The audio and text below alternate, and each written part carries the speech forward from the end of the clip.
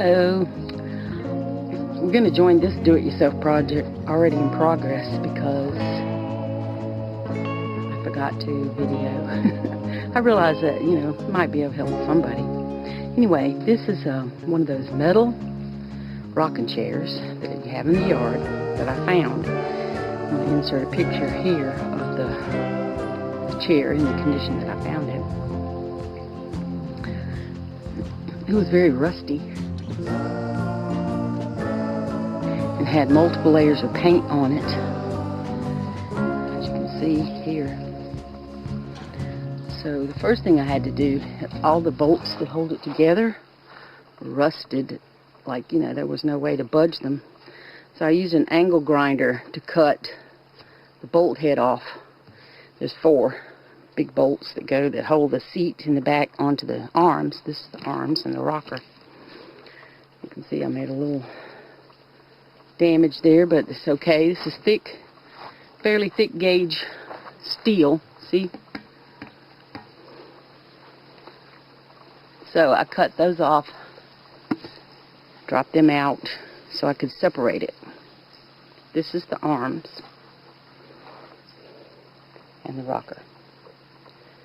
I'm getting ready to paint. So what I did is I used a steel brush on my drill and I sanded it, and then I went over it also with just some hand sandpaper, just take off stuff.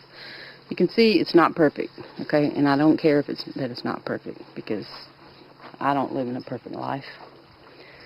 So what I did do though is I got hammered paint that I'm going to use to put back on. That'll help kind of hide some of these imperfections. So here's my drill. It's cordless. And here's the round one that I used, a round wire brush. It has a tip on the end, just like this one. This is a wheel. It has a thing like that, and you just tighten that down into your drill. This part, I forgot what it's called. And I had this other little sanding disc that I had purchased when I refinished the metal cabinet unit that I had in my kitchen, the old vintage one, and it still had some life in it, so I used that also. And then on the final go around, you can see I really wore the heck out of this. This also fits into the drill, and it's just sandpaper. Okay, I have a couple of those. You can buy the sticky sandpaper to go on there, or you can just tighten it down with this bolt once you get it in there.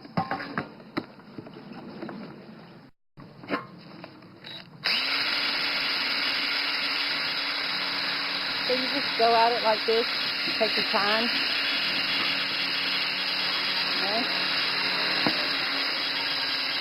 My battery's kind of weak because I did all this sanding and I haven't recharged it. So you just take your time. And what I did is I did the back and the front because the back was all flaky also. I just got it prepped so that when I spray my new paint, it'll stick. Now down here, these 4 holes, I also had to grind off 4 small bolts that hook the back and the seat together here. It kind of goes in this configuration like this. See? You can bolt together there with some small nut and bolt. And then you attach the arms here and here. So it's easier to paint.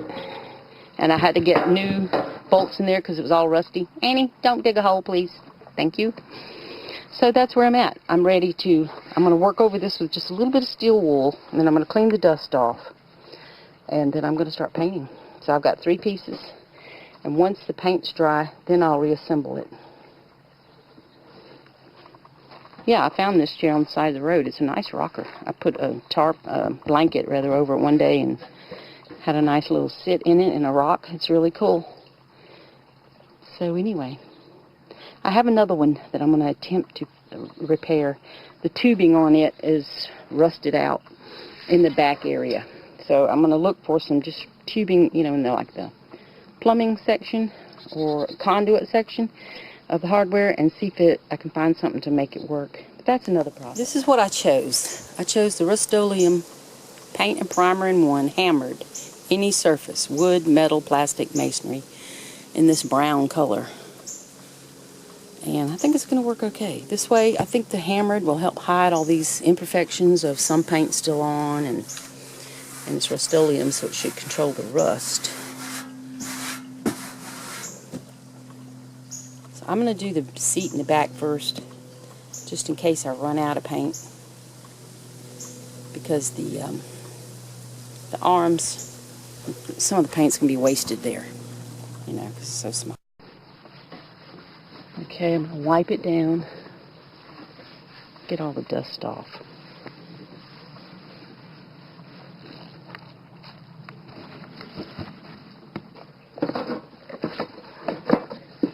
Just use this old coffee can to store all my little attachments. This one needs to come off as well.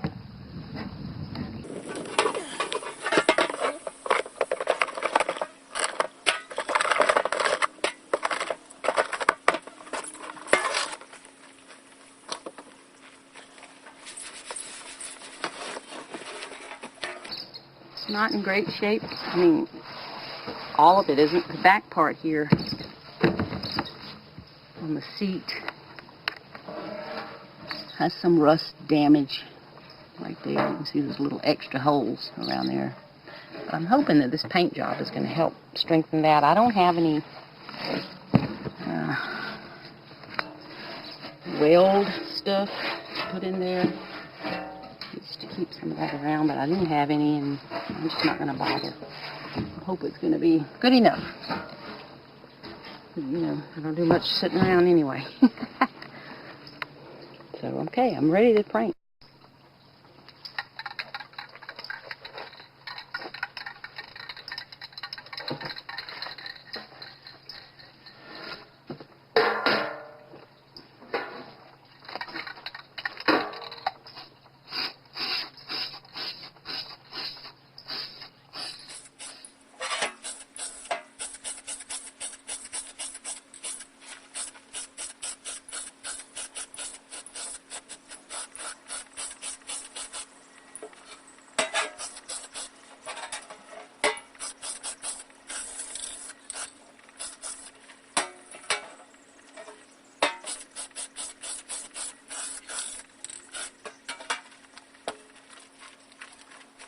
Okay, I've got the inside, the outside's done. And I'm going to let that dry a little bit, then I can flip it over and do the front and the back.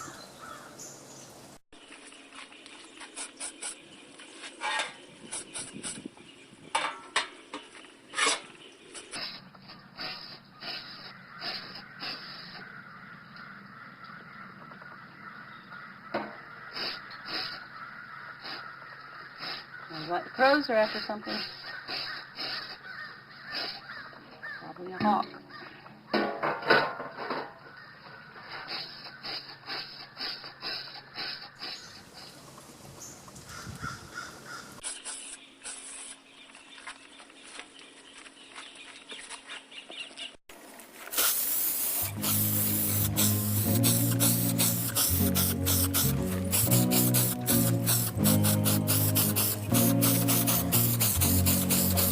Got the seat in the back done. They're hanging up to dry. I just finished the arm section, so now let it dry.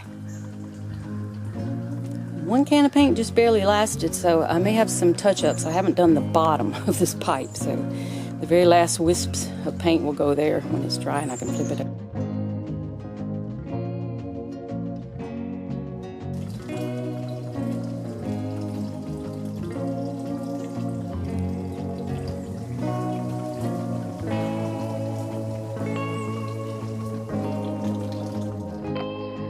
Good morning.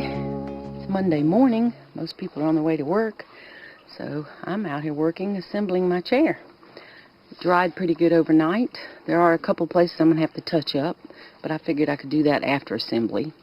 Just in case I made any more scuffs, I could, you know, touch that up in the process.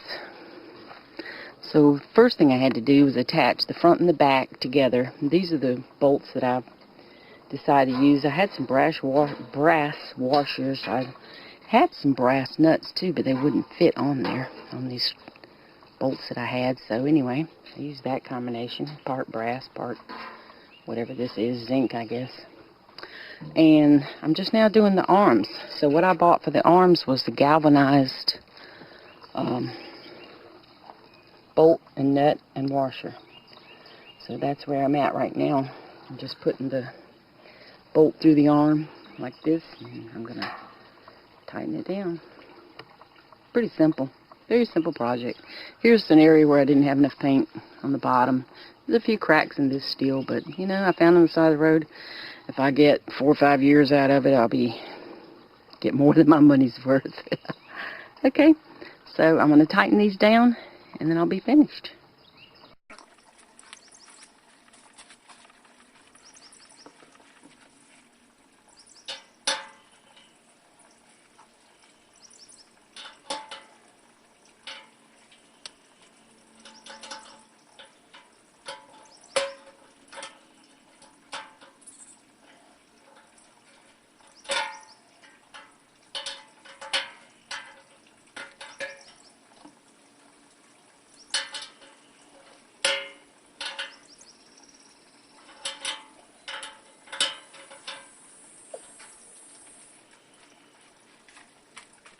Okay, all my screws are on.